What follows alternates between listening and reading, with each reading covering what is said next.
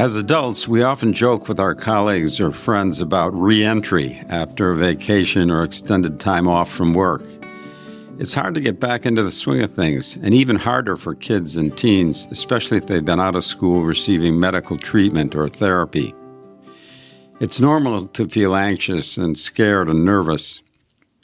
Today, Dr. Jennifer Hellmuth, a clinical psychologist at Bradley Hospital, is going to be talking with us about how we can ease those fears for ourselves and our kids. Welcome, Dr. Hellmuth. It's wonderful to have you with us today. Thank you for letting me join you today. I'm very excited to be here. This topic's very near and dear to my heart. I actually worked in education before going into psychology, so I still like to support students among both settings. Of course, getting back to school or work is hard, especially if you've been out of practice. Kids can do hard things, and they do them every day. With the support of some key strategies and tips and a lot of collaboration, they can reduce some of the stress and uncomfortable feelings and get back to a routine where they are in school, they're learning, they're growing, building those relationships back up with their friends. Great. So let's get started. This is Mindcast, Healthy Mind, Healthy Child, a podcast from the mental health experts at Bradley Hospital, leaders in mental health care for children. I'm Dr. Greg Fritz with my colleague, Dr. Ann Walters. This topic is so important, especially as a clinician who sees children at acute care settings and as a result may miss school for an extended period of time. Much of their time is devoted to getting kids back to school, and that means back to their lives as well. What do you see as the first step to get kids back to school? One of the first steps is to make sure the school even knows what's happening and what's their status. It usually does tend to fall on the caregivers, but making sure that schools know that have they been admitted to a hospital, are they doing a day treatment program, that there is an extended absence. Sometimes the school might need a note or something to excuse those absences. And that really lets the school know to start preparing on their end. Do they need to start getting schoolwork together? Can they send schoolwork to where the child is? And so just having that initial step can be very important, and it's a very good key step. Otherwise, sometimes the kid just goes back to school and there's no preparation and they have no idea what happened. So tell us a little more about what are some of the risks of not having a plan in place or a lack of a transition support structure. I think one of the biggest risks is some sort of relapse, which could even lead to a rehospitalization, which is really difficult. But if you think about it, schools are the major discharge resource. That is the most likely place that a kid is going to go back to, and they spend a large majority of their day in schools. So in order for them to have the best transition to stay out of a hospital or another acute care setting, they really need a lot of supports put in place. They haven't been in school, so there's a lot of anxiety with them going back in. And without any sort of support, acknowledging that there was an absence and what those needs might be, there is a big risk of actually just all of those symptoms kind of flaring up again, and the same thing could happen. So you mentioned anxiety as one thing that children might be feeling when they're anticipating reentry. What are some other signs and symptoms that might come up at that time?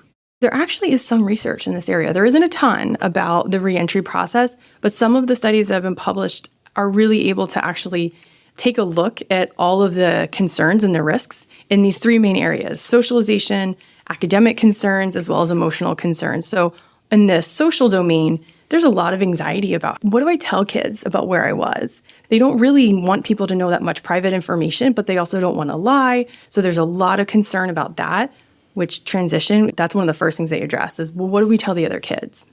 And then what do other people think of me? And so there's a lot of worry about the stigma that might be around why I was gone. And there's always rumors. There is always going to be a rumor mill about what happened to a kid and why they're not there, whether we like it or not.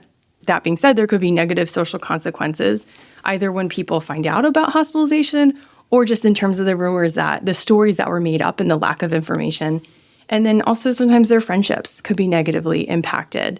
So some kids might think that's not a kid that I need to be around. Some kids might be mad, you didn't tell me where you were. Sometimes other kids, their friends' caregivers might actually say, I don't want you hanging out with that child. Academically, they've been out of school, so they've missed work. So it's very helpful if there's an actual plan in place of how are they going to make up that work.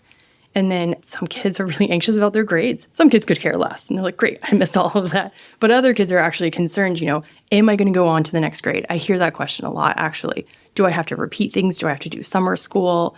And then what is the impact on them, their credits, their grades? And then how much work is it going to take to make up the work? And then just emotionally, the toll that all of that takes. Like, there was a reason why the kid was out of school in the first place. So the reentry process adds another stressor as a whole. And so it could be about all of these anxieties and concerns that we talked about, how people are going to treat them differently, but then also how are they going to continue to work on the things they were first out of school for, whether it's substance use and they're going back into a triggering environment, whatever those stressors were when they left, they're still there when they come back. And so if it's depression, et cetera. And so it's not only the extra stressors added when they go back to school, but it's what was already there when they left. That makes so much sense. And I think also the worries are present for parents as well, particularly around whether these absences are going to result in a child not being able to progress in some way. And even just hearing that the absences are medically excused makes such a big difference. Yes, that can be very validating for a lot of kids and the caregivers as well. And just alleviate that, oh God, okay, so at least I didn't do that. Doesn't always help the most, because then there are some kids that really take a lot of pride and accompanying anxiety in their grades and say, well, even though it's excused, I still need to know the content. Or with one of the children I recently worked with, even if it's excused and I get a good grade, I didn't earn it. And so that just plays into this negative self-concept they have. So what are some other things that parents and caregivers can do to alleviate this stress? We're convinced that it's an important part of a treatment. What sort of things can be done? For the caregivers, being an advocate, the squeaky wheel always gets the grease. And when it comes to education and mental health, that is always the case. And so even though, you might think, all right, well, my kid's school is really overburdened. I hear a lot of parents, they count the school out before they even ask, saying, well, they're not going to do anything, or they don't have enough people to help with this. And so no, we still ask. So like I was talking about before, making sure the school knows the status of the child, that they're out of school, they might be gone for this amount of time, providing contact information to the people at the school. Whether or not they make that contact is on them. But I think the caregiver, the most they can do is just be an advocate. And so letting them know that they're gone, but then also saying, all right, they're about to come back. So what supports are they going to need? Here's what's been helpful while they've been out participating in this other mental health program. And so giving some information, but also really making sure, well, we need to talk about when so-and-so comes back to school. When can we meet?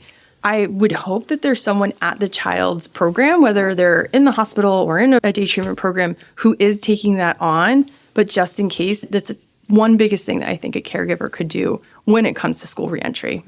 So these are great tips. And if you're even going to go a step further and say, what would be the ideal process for school reentry? What would that look like? And you've already said how parents can help with that, but let's talk a little bit about what the components of ideal would be. One of the first steps to reentry is to actually just set up a meeting, have key people from the school. That could be social worker, school psychologist, or a guidance counselor. Sometimes there are more people involved, but at least someone.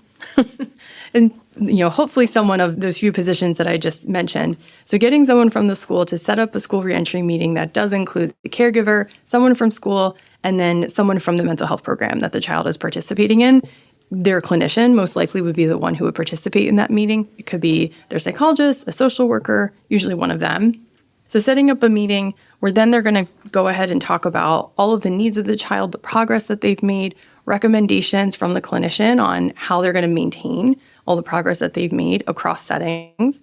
And then from there, also talking about what does the actual reentry look like? Is the kid allowed to do visits? In some settings you can, in some settings you can't, because obviously in terms of acuity and things like that. But it is really helpful if a child can actually go and visit a school, especially if they're going to a new school, if they're going to a new program. If it's a new setting, that would be best. Sometimes, for example, in an inpatient setting, a kid's not able to get like a day pass to leave and visit, things like that. So the reentry process might look more, if the caregiver can accommodate this, if the kid goes home, does a half day in the program, or just does a visit that first day, home for the rest of the day, then a half day the following day, leading up to that full day. And again, that just really depends on the resources of the caregivers and what they're able to provide. And then in something like a day treatment program or maybe residential setting, that is usually a bit easier for a child to do a half day in the program, a half day at school, while also having all those clinical supports to come back to as they do that transition right back into school. So that's the other thing to really talk about, is what is the actual plan? And then working up to what is the plan once they're back in school? Sometimes schools will make up a plan that's specifically just for the transition period of up to, just a couple weeks. Sometimes they have to talk about things like updating or initiating a 504 plan or an IEP, which most likely should be the case. This is really difficult because 504 plans and these support plans, they could be for academics as well as social and emotional supports. They're always up to interpretation, so it can be really difficult. I do like to sometimes give the information for an educational advocate to caregivers, so they have this additional support going into these meetings to really advocate for the needs of their kids. However, I personally think that if a kid has been in an acute care setting, they should automatically qualify for at least a 504 plan. That's a different podcast episode. So this is really interesting. And as far as I know, there's no manual or standardized procedure for this that everybody is in lockstep about carrying out. And there must be a lot of variation among schools based on location and staffing. And so who should be the primary point of contact in the school for when you're getting this going? That does really vary. Often talking to a guidance counselor or the school social worker. However, it can also be a special education teacher. And so it really just depends on who in the school takes on this kind of role. And it usually falls within either the school social worker, the school psychologist, the guidance counselor, the school counselor, or sometimes a special education coordinator or teacher. If the child already has special education supports or if the caregivers are trying to initiate them, there's usually a special educator included in those meetings. But I mean, sometimes when I have no idea, for me as a clinician, I first ask the caregivers, who should I contact at school in case they already have someone that they're used to speaking with, which typically tends to be the case. And if not, I just call and say, hey, this is where I'm calling from. Who should I speak with? And they usually forward me to one person or the other. And sometimes I just leave messages on multiple answering machines or in multiple voicemails, because who has an answering machine these days? Yeah. Just really dated myself there. Now, how about for adults? Do you have any tips for us as we come back to work after some time off? Planning ahead. It's the same thing of knowing that it's going to be hard and knowing that there are just going to be things that are really difficult about that first day off. If you're so lucky, maybe you plan for a day off in between your vacation and going back to school to just give you time, but also just being kind to yourself that first day back and not planning any major meetings. So just looping back for a minute, anything else that you think is important for us to know around specific aspects of programs are important? Yes. And so there are some programs that do have some good research behind them so far that are very helpful. One is called the Birch Project, and it's BIRCH Project. That one's pretty comprehensive. Actually, I would say for right now is the one I most recommend, but it is also very thorough, and not all schools have the resources to implement it, but that one is very great, and it really outlines the whole process from beginning to end and has some recommended supports in there as well. Another one, there's a couple different kinds of bridge programs out there. They might have a couple different names, but those are very helpful. And those really just talk about bridging a child from an extended absence back into the school and how to do that. They also have some recommended supports along with documents that actually help support the meetings that happen for school reentry and the follow-up that happens after the kid goes back into school in that process. And then there's another one out of University of Maryland called BFAST. And that one also has some really great handouts and supporting documents that kind of take you through the steps and scaffold a meeting of which topics and which concerns to address specifically. And just kind of looking through all of those along with the just various experience that I've had, some of the recommendations I tend to consistently go over and review in these school reentry meetings will include things like, first talking about the school visits. Is there a visit? What is the actual logistics of going back to school going to look like? Who does the kid meet with? Is there a transition classroom? This is ideally, in a perfect world, these kids will actually have a different class that they can access and have all the supports from a teacher there where they're having a plan to make up all of their work, prioritizing assignments, and it's their own little classroom to go back to when they're having a difficult time. That is not typically going to be the case. So other things that I think about or will recommend is having some sort of break pass or flash pass or a red card, might be called something different in each school, that the teachers are aware of. And if the student, maybe puts that on their desk, they can go see a specific identified person like a guidance counselor or the school social worker to check in with them as needed. Access to a supportive staff, if it's a different person, a check-in, check-out model, I very much recommend that for the first week back at least, or when they get to school, they go and meet with a specific person like the school counselor. Right when they get in, they kind of do a debrief, prepare for what their day looks like, anticipate any challenges, how they're going to use some coping strategies or supportive skills, and then they also check out at the end of the day for the same reason.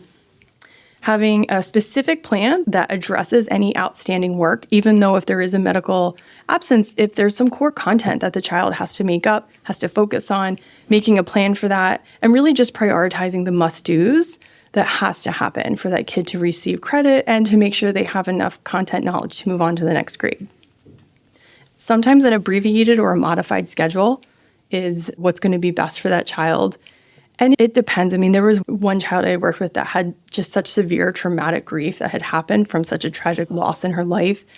For her, that was to finish out high school. They just pared it down to like what was absolutely needed and then added in some other courses and an independent study type of course and preparing her for what those next steps looked like. And it was much more complementary to her emotional needs at the time. A space to get started on or to complete homework.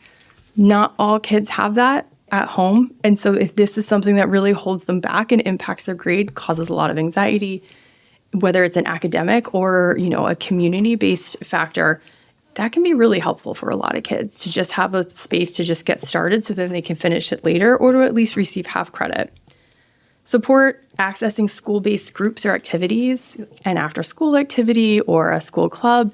Not only does it promote connectedness to the school and feeling more like a part of that community, which has a lot of positive emotional benefits, but it also can promote positive social interactions and more positive pro-social relationships as well.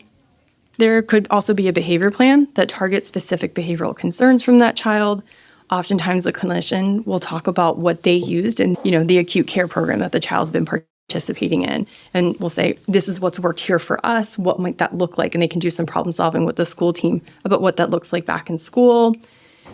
Addressing if the child is going to need any risk assessments, if they have ongoing suicidality, ongoing self-harm, how can that be handled so it's not constantly resulting in referrals to the emergency department if that's not needed. And ability to earn very frequent recognition, some very specific labeled praise. Does the kid need some sort of reward plan that they're working on to help motivate them? Service providers like speech and occupational therapy, nutrition, or physical therapists, things like that. Oftentimes our kids really benefit from occupational therapy strategies, so it's really nice to detail those and list those out, as well as any communication support strategies. You haven't mentioned stigma. I think it's the case that whether it's a mental health problem that the child has been absent for school for or a serious medical illness like cancer or something, what people don't understand often makes them uncomfortable. How do you address that? That comes up so much when we talk about with the kid, what am I going to say to my friends when I get back? What do I say to other kids who maybe aren't my friends, but they're my classmates? They know I wasn't there. Or even just the teachers and the other personnel at school. We role play that. We practice that a lot. And we're always stuck between, I really want to reduce the stigma by making this, more present and bringing awareness to how often this is happening. I also don't want the child to become a target and to be unfairly treated. And so we do try and balance those. For me personally, when I talk to kids, I say, well, who are you comfortable? Who do you trust with this kind of information? And we talk about what I would say to them. And then for all of the other kids or the other teachers and stuff who you're not really close with, then we just practice on saying, oh, I was away for a little bit, but I'm back. I feel great. How are you? We make it more of a practice in social skills as well, of acknowledging, not lying, and then just turning the conversation back around. I've been really struck by how much more in the last couple of years children have been willing to share the information, which I think is incredibly brave and also very hopeful in terms of going a long way towards reducing stigma. I agree, along with the parents and the caregivers also saying, I think we should just tell people. I think we should be out with it. There's been a big change in the sentiment around that. And I would say a lot more openness to providing these supports that I talked about to these children from the schools as well, which is really helpful. Progress is possible. It is. This was wonderful. Thank you so much, Dr. Hellmuth. Another tip is that kids are very good at reading their parents' emotions, and so it's important that the adults stay calm. Easier said than done, but still important. Thanks so much for being here with us. And if you found this podcast helpful, please share it on your social channels and check out our entire podcast library at bradleyhospital.org/podcast. This is Mindcast, Healthy Mind, Healthy Child, a podcast from the experts on mental health for children at Bradley Hospital. I'm Ann Walters with my colleague and friend, Dr. Greg Fritz. Thanks for listening.